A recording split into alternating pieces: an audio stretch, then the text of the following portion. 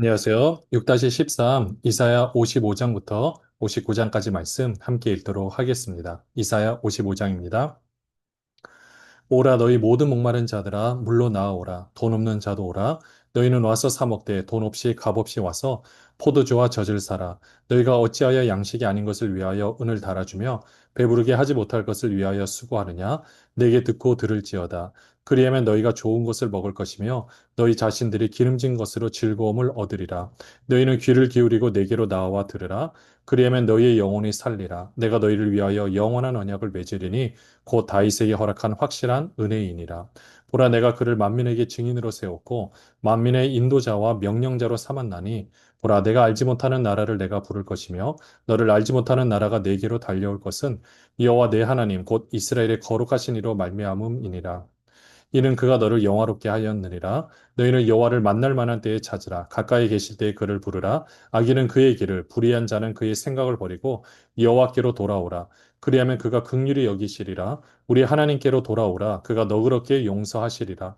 이는 내 생각이 너희의 생각과 다르며 내 길은 너희의 길과 다름이니라. 여호와의 말씀이니라. 이는 하늘이 땅보다 높음 같이 내 길은 너희의 길보다 높으며 내 생각은 너희의 생각보다 높음이니라.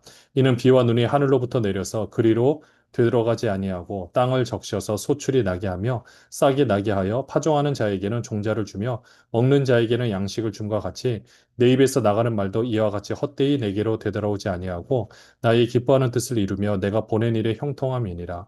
너희는 기쁨으로 나아가며 평안히 인도함을 받을 것이요 산들과 언덕들이 너희 앞에서 노래를 바라고 들의 모든 나무가 손뼉을 칠 것이며 잣나무는 가시나무를 대신하여 나며 화석류는 찔레를 대신하여 날 것이라. 이것이 여호와의 기념이 되며 영영한 표징이 되어 끊어지지 아니하리라. 하나님께서 파티를 여셔서 사람들을 초대하십니다. 1절에 보시면 오호라 너희 모든 목마른 자들아 정말 기진맥진하 있는 그 수많은 백성들을 보니 얼마나 마음이 안타깝겠습니까? 그러니까 와서 너희들 얼마나 고생하고 힘들었냐? 와서 먹고 마셔라. 와서 먹는데 어, 사 먹으라고 해요. 대신 돈 없이 값 없이. 왜냐? 값은 이미 하나님께서 치러 주셨기 때문이죠. 그러니까 그 음식이 그냥 싼 음식이 아닙니다. 굉장히 비싼 음식인데 다만 우리 편에서는 하나님께서 대신해서 값을 치러 주셨기에 우리는 가서 먹을 수 있는 겁니다.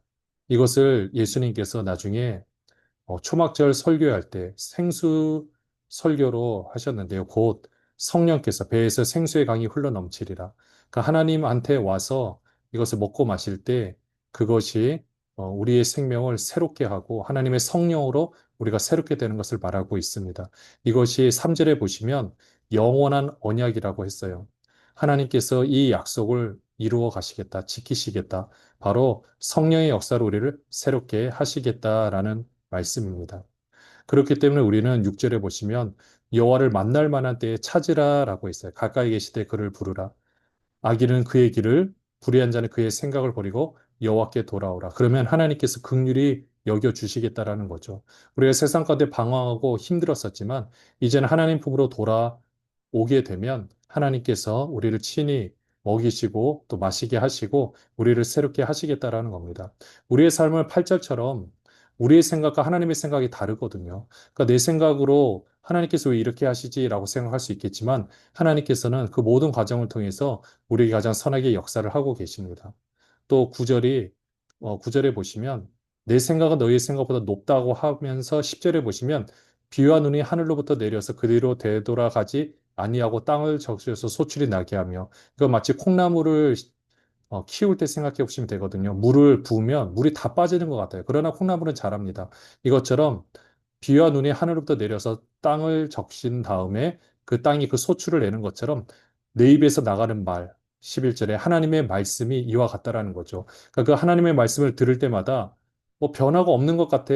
내가 지식적으로, 내가 이성적으로 깨닫지 못해서 변화가 없는 것 같아라고 생각할 수 있겠지만 하나님의 말씀은 단순히 그 영역에만 머무는 것이 아니라 우리의 모든 삶을 새롭게 할 수가 있습니다. 그래서 우리가 말씀을 보고 설교 말씀을 듣는 거죠. 하나님의 놀라운 역사, 이 말씀의 역사, 곧 성령의 역사로 우리 가운데 일어나고 있음을 보게 됩니다. 이사야 58장입니다. 여호와께서 이와 같이 말씀하시기를 너희는 정의를 지키며 의를 행하라. 이는 나의 구원에 가까이 왔고 나의 공의가 나타날 것임이라 하셨도다. 안식일을 지켜 더럽히지 아니하며 그의 손을 금하여 모든 악을 행하지 아니하여야 하나니 이와 같이 하는 사람, 이와 같이 굳게 잡는 사람은 복이 있느니라. 여호와께 연합한 이방인은 말하기를 여호와께서 나를 그의 백성 중에서 반드시 갈라내시리라 하지 말며 고자도 말하기를 나는 마른 나무라 하지 말라.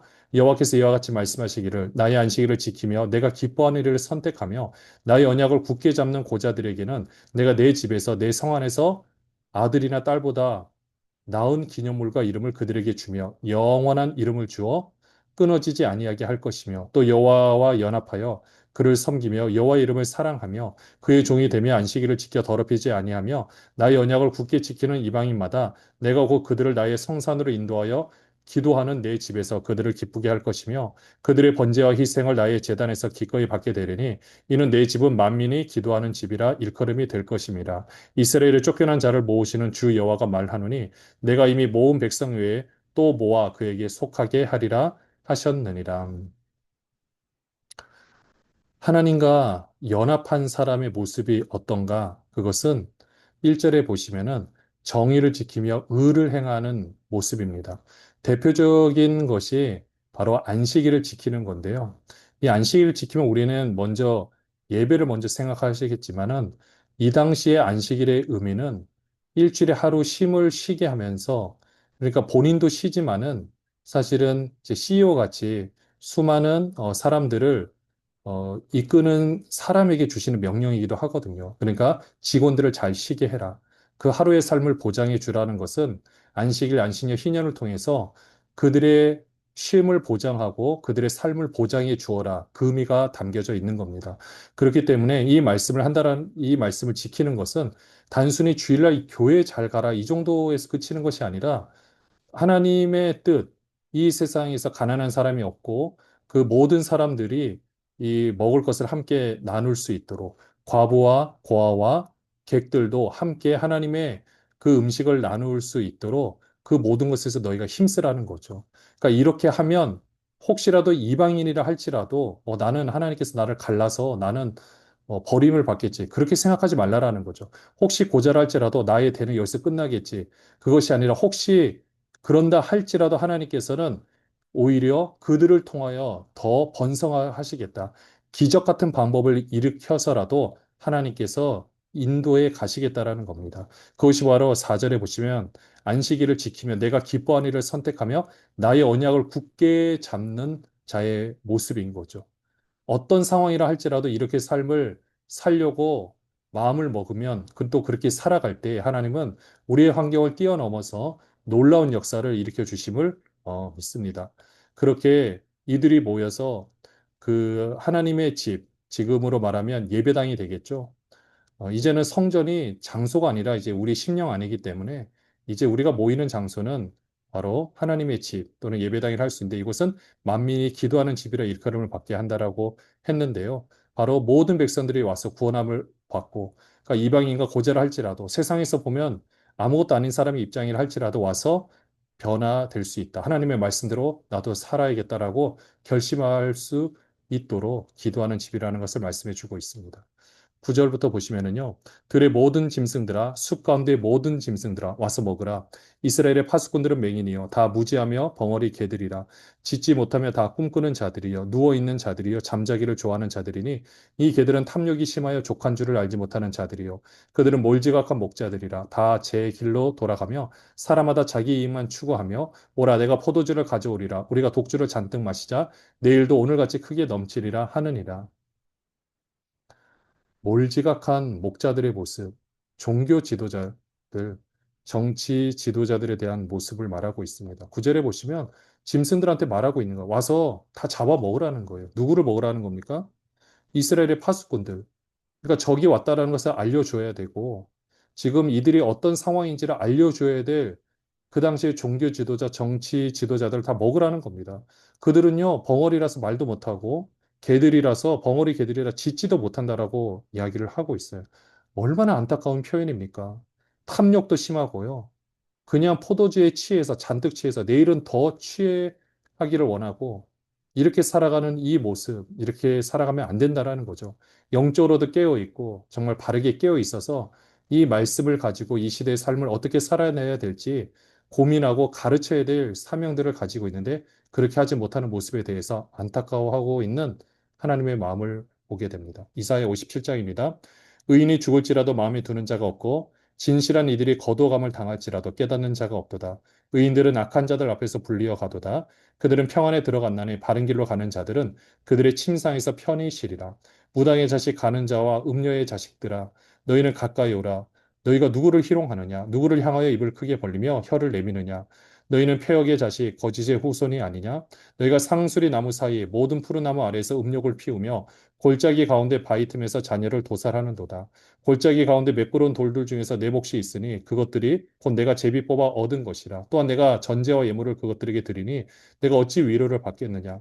내가 높고 높은 산 위에 내 침상을 베풀었고 내가 또 거기에 올라가서 제사를 드렸으며 내가 또 내 기념표를 문과 문설주 뒤에 두었으며 내가 나를 떠나 벗고 올라가서 내 침상을 넓히고 그들과 언약하며 또 내가 그들의 침상을 사랑하여 그 벌거벗은 것을 보았으며 내가 기름을 가지고 몰렉에게 나아가되 향품을 더하였으며 내가 또 사신을 먼 곳에 보내고 스오레까지 내려가게 하였으며 내가 길이 멀어서 피곤할지라도 헛되다 말하지 아니함은 내 힘이 살아났으므로 쇠약하여지지 아니함이라.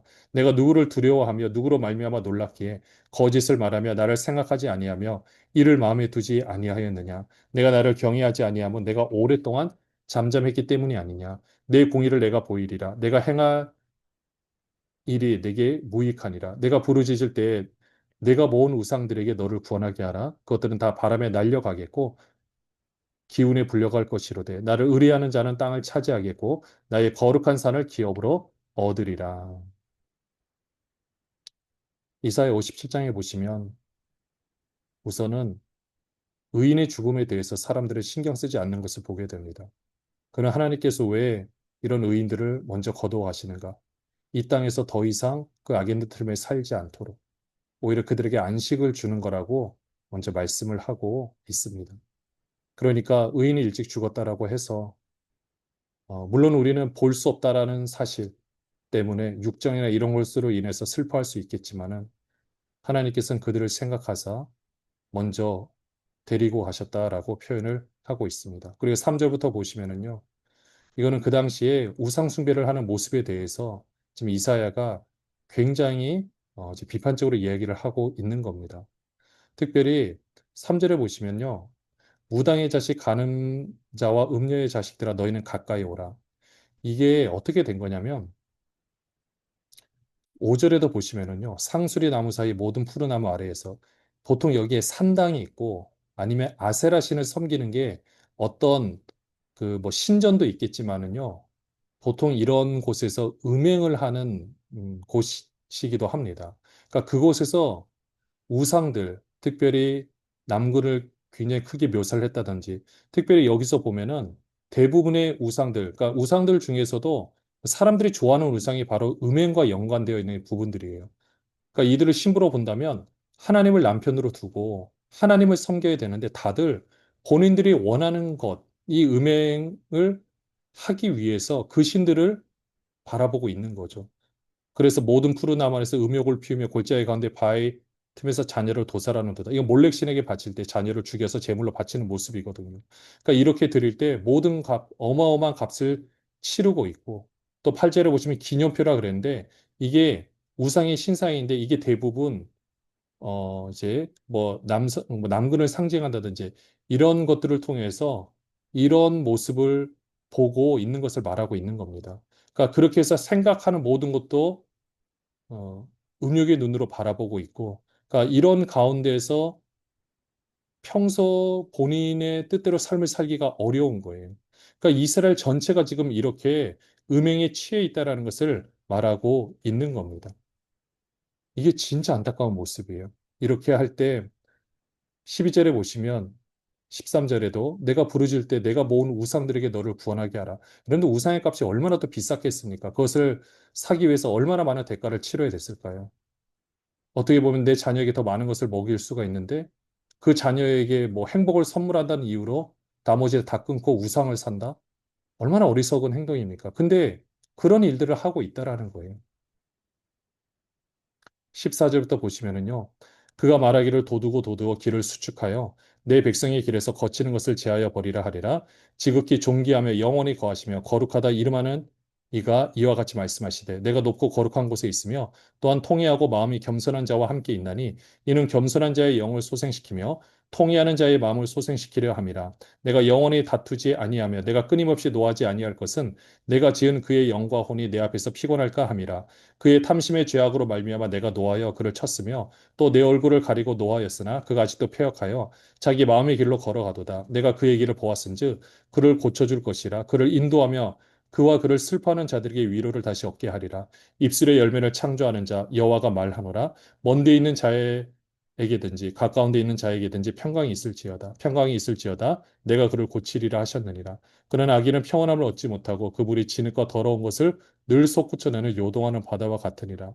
내 하나님의 말씀에 악인에게는 평강이 없다 하셨느니라.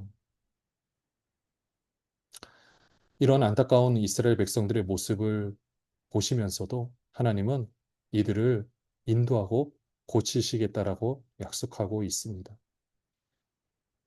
15절에 보시면 지극히 존귀하며 영원히 거하시며 거룩하다 이름하는 이가 이와 같이 말씀하시되 내가 높고 거룩한 곳에 있으며 또한 통회하고 마음이 겸손한 자와 함께 있나니. 여러분들 이게 알파와 오메가의 표현이기도 합니다. 그러니까 처음이요 마지막이다. 처음이요 나중이다. 이게 우리가 일직선의 개념으로 보면 가장 먼 곳에 있어요. 그러나 구의 개념으로 보면 가장 처음이 지구본으로 생각하시면 됩니다. 가장 처음과 마지막이 같은 곳에 있거든요. 내가 어느 곳에서 시작하던 그곳이 처음이다. 그럼 그곳이 마지막이 되는 겁니다. 그런 것처럼 하나님은 지극히 높은 곳에 계시다라고 있어요. 거룩한 곳에 있다라고 했는데 또한 어디에 계시는 겁니까? 통회하고 마음이 겸손한 자와 함께 있나니. 가장 통회하고 겸손한 자의 마음이 높아 있습니까? 낮아 있습니까? 낮아져 있거든요. 가장 낮은 곳에도 계시다. 그래서 우리가 가장 높은 곳에 계시는 하나님은 가장 낮은 곳에 계신 것도 말이 그렇게 볼 수가 있는 겁니다. 그러니까 내 삶 가운데서 내가 가장 힘들고 어렵다고 생각하는 그 순간에 우리는 하나님을 만나는 경험을 하게 되죠. 하나님이 그때 만나 주시냐? 안 계셨느냐? 아니요. 항상 계셨습니다.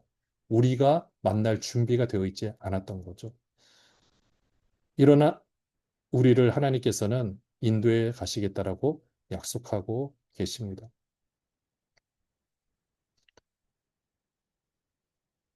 이사야 58장입니다. 크게 외치라 목소리를 아끼지 말라 내 목소리를 나팔같이 높여 내 백성에게 그들의 허물을 야곱의 집에 그들의 죄를 알리라 그들의 날마다 나를 찾아 나의 길 알기를 즐거워함이 마치 공의를 행하여 그의 하나님의 규례를 저버리지 아니하는 나라 같아서 의로운 판단을 내게 구하며 하나님과 가까이 하기를 즐거워하는도다. 우리가 금식하되 어찌하여 주께서 보지 아니하시오며 우리가 마음을 괴롭게 하되 어찌하여 주께서 알아주지 아니하시나이까. 보라 너희가 금식하는 날에 오락을 구하며 온갖 일을 시키는도다. 보라 너희가 금식하면서 논쟁하며 다투며 악한 주먹으로 치는도다. 너희가 오늘 금식하는 것은 너희의 목소리를 상달하게 하려는 것이 아니니냐? 아니니라. 이것이 어찌 내가 기뻐하는 금식이 되겠으며 이것이 어찌 사람이 자기의 마음을 괴롭게 하는 날이 되겠느냐? 그의 머리를 갈대같이 숙이고 굵은 배와 재를 펴는 것을 어찌 금식이라 하겠으며 여호와께서 연락될 날이라 하겠느냐? 내가 기뻐하는 금식은 흉악의 결박을 풀어주며 멍에의 줄을 끌어주며 압제당하는 자를 자유하게 하며 모든 멍에를 꺾는 것이 아니겠느냐. 또 줄인 자에게 내 양식을 나누어 주며 유리하는 빈민을 집에 들이며 헐벗은 자를 보면 입히며 또 내 골육을 피하여 스스로 숨지 아니하는 것이 아니겠느냐. 그리하면 내 빛이 새벽같이 비칠 것이며 내 치유가 급속할 것이며 내 공의가 내 앞에 행하고 여호와의 영광이 내 뒤에 호위하리니 내가 부를 때에는 나 여호와가 응답하겠고 내가 부르짖을 때에는 내가 여기 있다 하리라. 만일 내가 너희 중에서 멍에와 손가락질과 허망한 말을 제하여 버리고 줄인 자에게 내 심정이 동하며 괴로워하는 자의 심정을 만족하게 하면 내 빛이 흑암 중에서 떠올라 내 어둠이 낮과 같이 될 것이며 여호와가 너를 항상 인도하여 메마른 곳에서도 내 영혼을 만족하게 하며 내 뼈를 견고하게 하리니 너는 물된 동산 같겠고 물이 끊어지지 아니하는 샘 같을 것이라. 내게서 날짜들이 오래 황폐된 곳들을 다시 세울 것이며 너는 역대에 파괴된 기초를 쌓으리니 너를 일컬어 무너진 데를 보수하는 자라 할 것이며 길을 수축하여 거할 곳이 되게 하는 자라 하리라. 하나님께서 기뻐하시는 금식. 이 제목을 잘 보셔야 되는 게 금식을 하나님께서 기뻐하신다가 아니라 하나님께서 기뻐하시는 금식이 어떤 모습인가를 알려주고 있습니다. 사람들은요, 먼저 3절에 이렇게 하나님께 이야기를 합니다. 하나님, 우리가 금식하되 어찌하여 주께서 보지 않으십니까? 우리 금식하는 거 안 보이세요? 왜 안 보십니까? 우리 마음을 괴롭게 하는 거 보이지 않습니까? 근데 하나님은 뭐라고 말씀하시냐면요. 너희가 금식하는 날에 오락을 구하며 너희 즐길 거 다 즐기고 온갖 일을 시키는도다. 일을 시키는 것은 지금 CEO들이 직원들한테 일을 시키는 거예요. 그러니까 본인들은 금식한다고 하면서 직원들한테는 강제로 계속해서 일을 더 시키고 그러니까 일도 그냥 시키는 것이 아니라 더 무거운 일들을 시키고 또 사절에 보시면 논쟁하며 다투며 악한 주먹으로 치는도다. 긍휼히 여기는 마음이 없는 거죠. 그러니까 이렇게 할 것들을 다 하면서 하나님께 목소리를 상달시키게 하려고 금식하는 거 하나님 아니라는 거예요. 그래서 그거 내한테 연락되지도 않아. 그러니까 6절에 내가 기뻐하는 금식은 흉악의 결박을 풀어주며 그러니까 금식 자체를 기뻐하는 것이 아니라 하나님께서 기뻐하는 금식의 모양이 어떤지를 알려주는 거예요. 이 금식은 흉악의 결박을 풀어주며 멍에의 줄을 풀어주며 압제당하는 자를 자유하게 하며 모든 멍에를 꺾는 것이 아니겠느냐. 네가 할 수 있는 역할을 해서 네가 그걸 하라는 거예요. CEO라면 그것을 네가 할 수 있는 그 위치가 된다면 힘이 된다면 거기서 네가 할 수 있는 것을 해라. 그리고 7절에 보시면 줄인 자에게 양식 주고 빈민을 집에 드리고 하나님께서 말씀하신 언약을 지키는 모습을 말하고 있는 겁니다. 이렇게 하면 8절에 내 빛이 새벽같이 비칠 것이며 내 치유가 급속하고 내 공의가 내 앞에 행하고 여호와 영광이 내 뒤에 호위하리니 한번 보라는 거예요. 말씀대로 순종할 때 그리고 그렇게 금식하며 기도할 때 하나님께서 이렇게 역사를 하시겠다. 그래서 11절에 항상 인도하여 메마른 곳에서도 내 영혼을 만족하게 하며 내 뼈를 견고하게 하리니 나는 물된 동산 갖게 될 것이다. 이렇게 말씀을 하고 있습니다. 13절에 보시면은요. 만일 안식일에 내 발을 금하여 내 성일에 오락을 행하지 아니하고 안식일을 일컬어 즐거운 날이라 여호와의 성일을 존귀한 날이라 하여 이를 존귀하게 여기고 내 길로 행하지 아니하며 내 오락을 구하지 아니하며 사사로운 말을 하지 아니하면 내가 여호와 안에서 즐거움을 얻을 것이라 내가 너를 땅의 높은 곳에 올리고 내 조상 야곱의 기업으로 기르리라. 여호와의 입의 말씀이니라. 네. 하나님 뜻대로 할 때 하나님께서 어떻게 하시느냐? 14절에 보시면 여호와 안에서 즐거움을 얻을 것이라. 진짜 하나님으로부터 나오는 즐거움, 그 희락을 경험하게 될 것이라라고 말씀하고 있습니다. 그러니까 안식일날, 주일날 아무것도 하지 말고 그냥 막 고통 가운데 있으라는 뜻이 아니라 진짜 하나님으로부터 나오는 즐거움을 맛보라는 거죠. 이사야 59장입니다. 여호와의 손이 짧아 구원하지 못하심도 아니요 귀가 둔하여 듣지 못하심도 아니라 오직 너희 죄악이 너희와 너희 하나님 사이를 갈라 놓았고 너희 죄가 그의 얼굴을 가리어서 너희에게서 듣지 않으시게 함이니라. 이는 너희 손이 피해 너희 손가락이 죄악에 더러워졌으며 너희 입술은 거짓을 말하며 너희 혀는 악독을 내미라. 공의대로 소송하는 자도 없고 진실하게 판결하는 자도 없으며 허망한 것을 의뢰하며 거짓을 말하며 악행을 잉태하여 죄악을 낳으며 독사의 알을 품으며 거미줄을 짜나니 그 알을 먹는 자는 죽을 것이요 그 알이 밟힌즉 터져서 독사가 나올 것이니라. 그 짠 것으로는 옷을 이룰 수 없을 것이요 그 행위로는 자기를 가릴 수 없을 것이며 그 행위는 죄악의 행위라. 그 손에는 포악한 행동이 있으며 그 발은 행악하기에 빠르고 무죄한 피를 흘리기에 신속하며 그 생각은 악한 생각이라. 황폐와 파멸이 그 길에 있으며 그들은 평강의 길을 알지 못하며 그들이 행하는 곳에는 정의가 없으며 굽은 길을 스스로 만드나니 무릇 이 길을 받는 자는 평강을 알지 못하느니라. 하나님 손이 짧아서 구원하지 못하는 건 아닙니다. 오직 죄 때문에, 우리 손에 묻은 피 때문에 이것을 그러니까 스스로 씻게 되면 하나님께서 역사를 하실 수가 있다라는 겁니다. 마치 비가 내릴 때 우리가 그릇을 덮어놓으면 아무리 비가 많이 내려도 물이 모이지 않습니다. 그렇기 때문에 우리는 방향을 돌려야 됩니다.